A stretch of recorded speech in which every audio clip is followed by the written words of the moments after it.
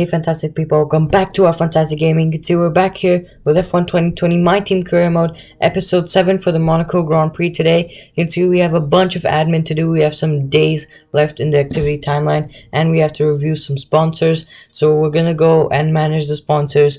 I really don't think that it's a smart decision to renew with PSD. I don't want to have to rely on interview questions to get some good cash and get our sponsor bonus.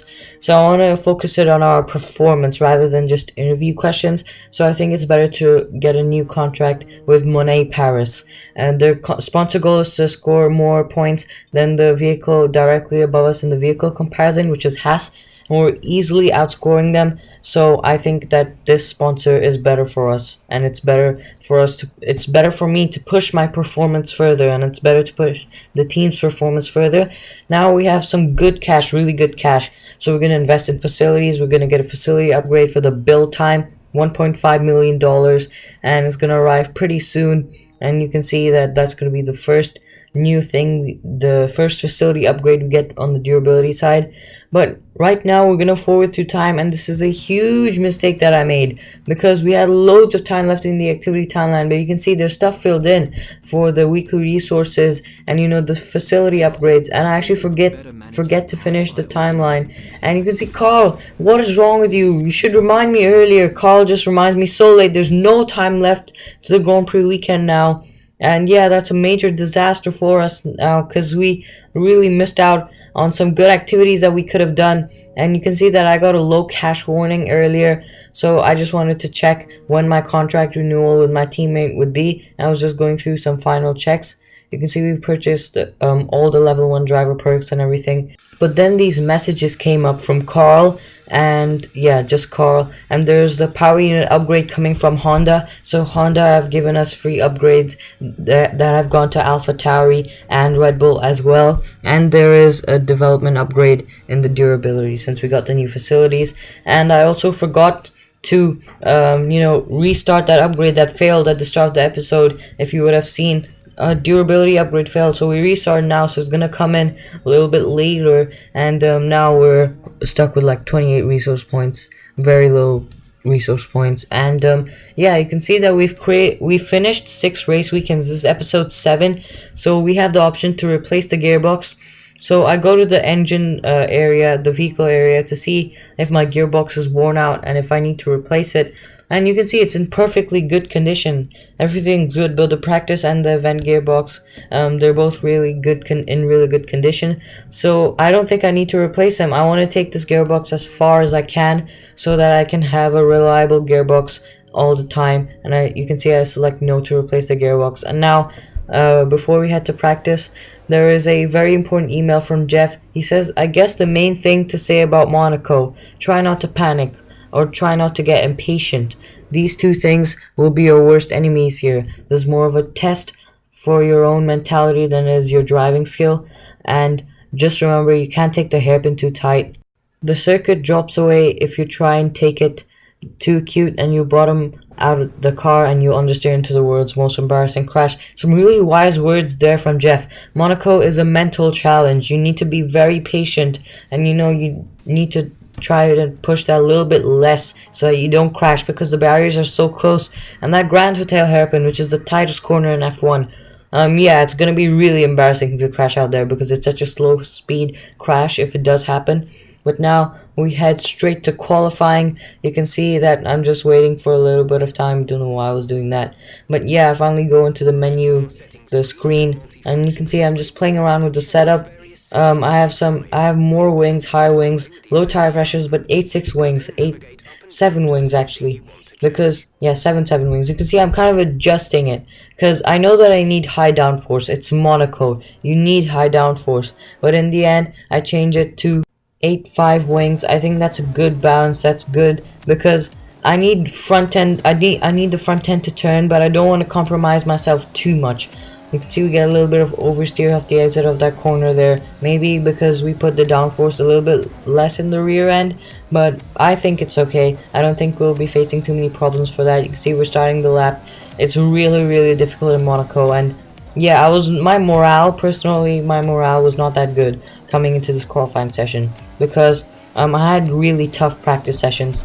I don't show any recordings or anything of that, but like I had really tough practice, and I was really struggling with the car because it's a bit difficult here with the season 1 my team car. But our first lap puts us in P9. That's really close to one of the Ferraris there. I think that's Sebastian Vettel. Qualifying was a little bit better from my side. You can see we're gaining some time on our second lap here with a fresh set of soft tires, around 4.5 tenths right now. And yeah, it remains 4.5 tenths.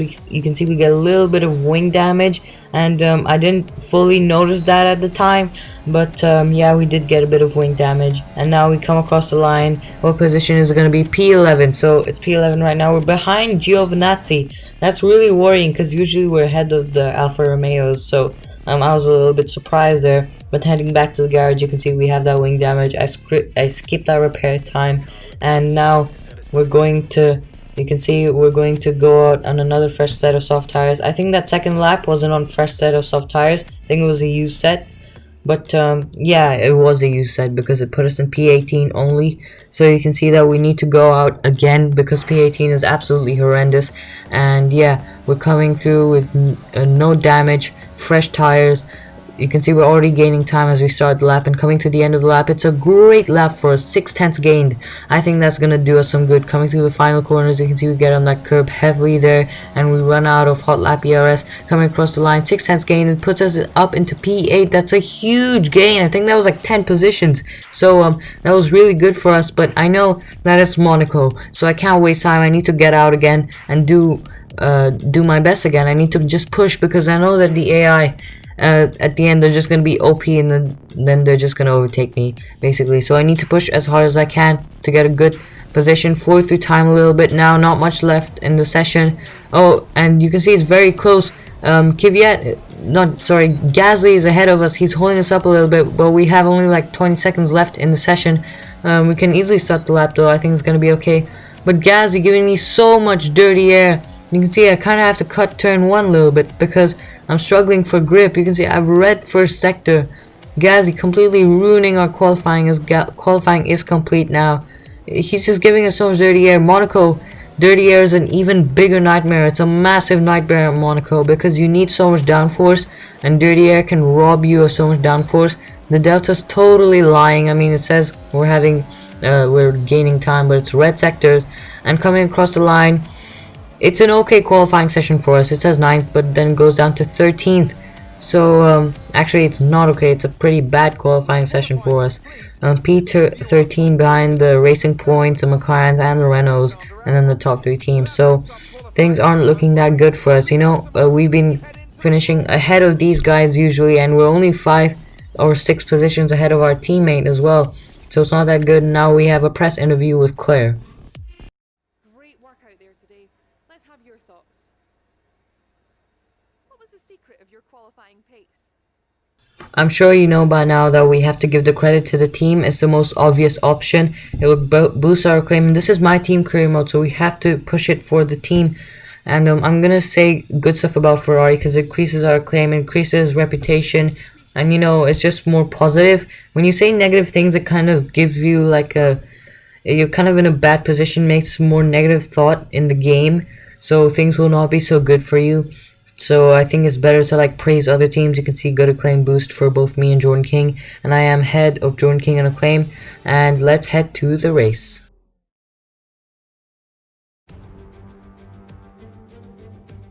Nelson Piquet once said that driving the Circuit de Monaco was like riding a bicycle around your living room, and it's not hard to see what he...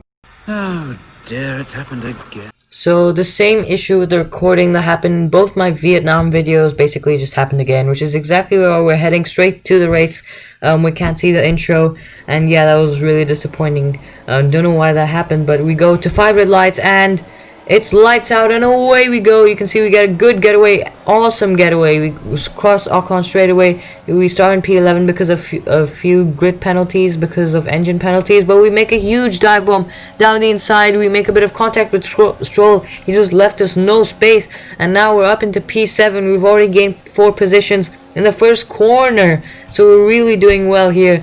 and you can see we get a bit of oversteer because there's a bump there, and now we want to chase after Lando Norris. The car's behind are really close, and we make a dive bomb down the inside into the Grand Hotel hairpin. It is a crazy move. It was a classic move, and there were even yellow flags because everyone went so slow, but then Norris tries to get back at us. You can see, look at that move. I think we touched the Ferrari, but Norris, he still held it, and then I didn't see him. I didn't notice he was there at the apex. So then we made a bit of contact, but now 2 seconds ahead of us. Vettel went to P6, but Vettel was just 2 seconds ahead of us. Now it's 3.2 seconds. So we're just on lap 2, and already the Ferrari is just pulling away. You can see there's a massive train behind us, and yeah, we're leading a huge train. The top cars have just flown away like crazy, and now we're leading a proper train behind us with a whole load of cars. But now Lando Norris coming onto lap number 3. You can see DRS is enabled, and he wants to make a move on us. He wants to get past us again. The McLaren is obviously much faster than us, but I can hold him off, but it will still be a bit more difficult because our car is not that strong at Monaco. You can see here my morale, you can't actually see that, but my morale was actually pretty good here because I started feeling better. I started getting that flow of Monaco that you just love so much. Like by the end of the race, I didn't want the race to stop because I was just enjoying the race so much. I was just enjoying driving through these undulating streets of Monte Carlo basically. And yeah, coming on to the end of lap number 3, Norris well within my DRS. He doesn't make a move yet, but now we're approaching the pit window, so that means we'll be pitting on lap number 6, and suddenly Jeff gives me an alternate strategy option, and I was really struggling on these soft tires. Monaco kills your tires, it beats them up really bad, so I want to come in as soon as possible and get off these boots, so I select that strategy. I'm going to be coming on in lap 5 next lap rather than lap 6. So now we're coming through the Grand Hotel hairpin. If you look at the top left corner, you can see the gap is so minimal. I'm just trying to gain as much time as I can. I do gain time through that area because I probably held them up so much that they just got stuck on the apex basically. But yeah, now coming through the tunnel section, the gap is rapidly closing behind from Norris to me. I squeeze him out, I don't leave him any space.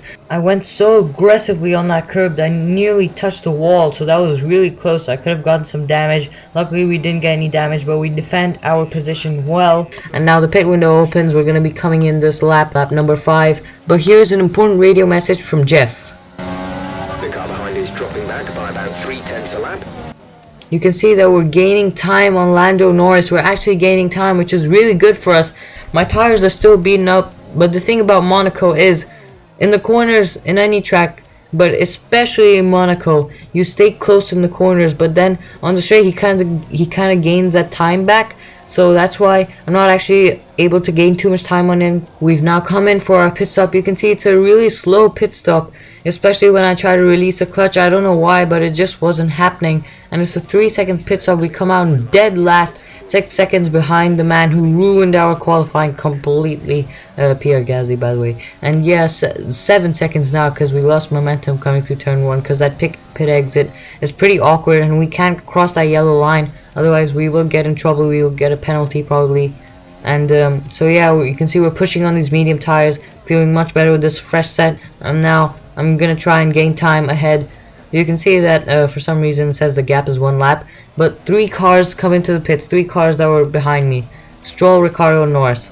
If I can come ahead of these guys and extend that gap after the pit window, that's gonna help me a lot. But Ricciardo, he comes out right there coming through turn 1. I don't want to lose this position, and we've kind of made a mistake with that undercut because we were holding up Norris and Ricciardo and all these cars so much that that 1 extra lap that they had on the soft tires with clean air, they probably used that to their advantage.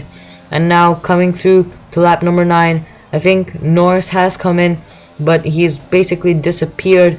Pierre Gasly ahead of us, he's still there. I don't know how he's still there. I think he must have started on the medium tires, that's why he's like, you know, doing so well with the strategy. So now he's just 1 second ahead. But then we had a huge amount of oversteer on that bump, and Ricciardo, he goes for a move down around the outside. We squeeze him out at the exit. Oh my goodness, that was crazy. Bad mistake we made there.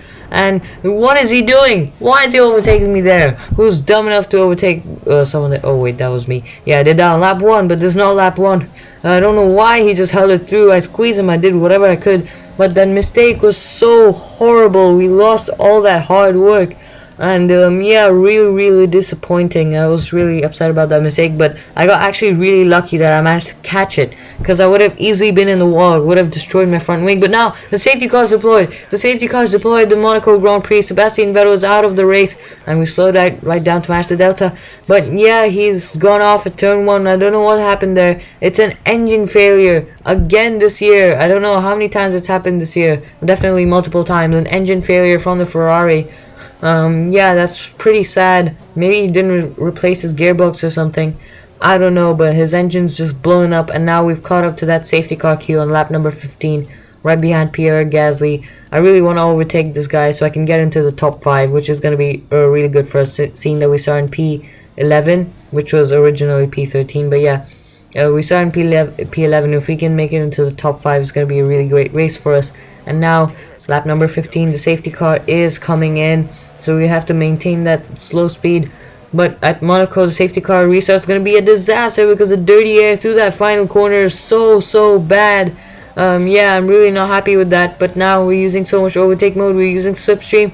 We brake late and we go for a move down the inside. We make a bit of contact, wheel banging there, but we get that job done using rich mix and overtake mode, obviously.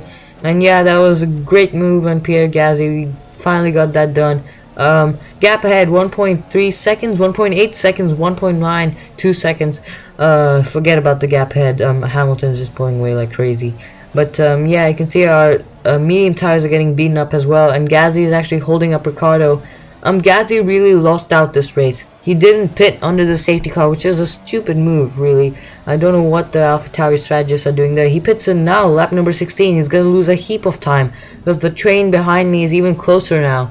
So he's just going to come out dead last, which is a really bad strategy call from the AlphaTauri team, because if they pitted him under the safety car, he could have capitalized on that safety car restart and just overtaken some people and maybe made it into the points. You can see we get oversteer again.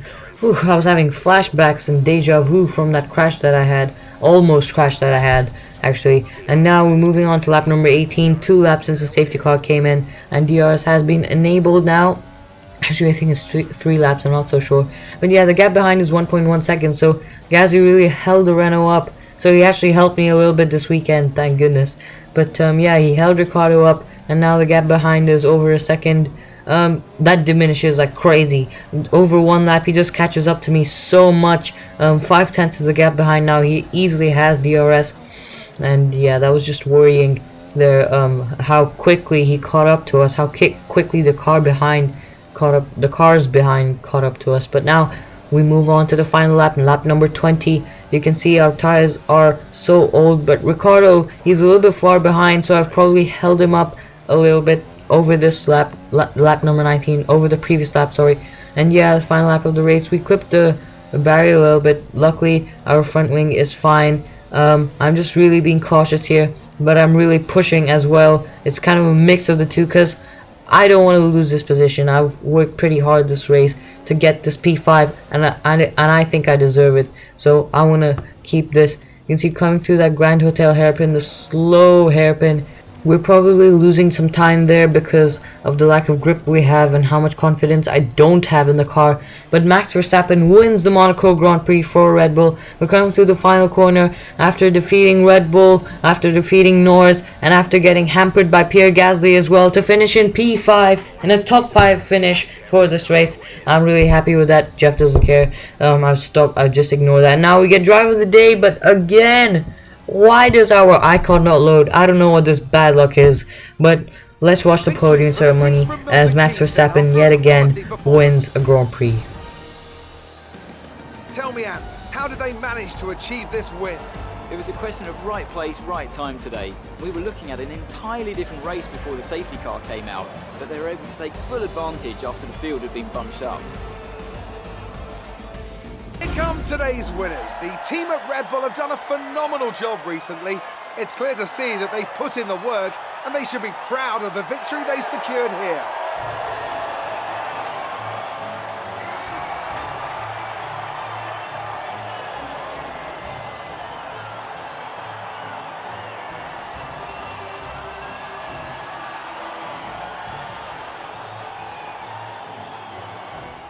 Another successful race for us and a really enjoyable one from my side, and our podium pass tier gets upgraded to tier 7 as well. Finishing in P5, 10 points for us, which is really helpful for our championship fight, because I want to get into top 5 in the championship at least, and we're already in the top 4 in terms of constructors. But yeah guys, thank you so much for watching this video. I really hope you enjoyed it. I personally enjoyed commentating on it and filming it as well, and I really hope you enjoyed watching it. Don't forget to like and subscribe and turn on notifications. This is F1ntastic Gaming.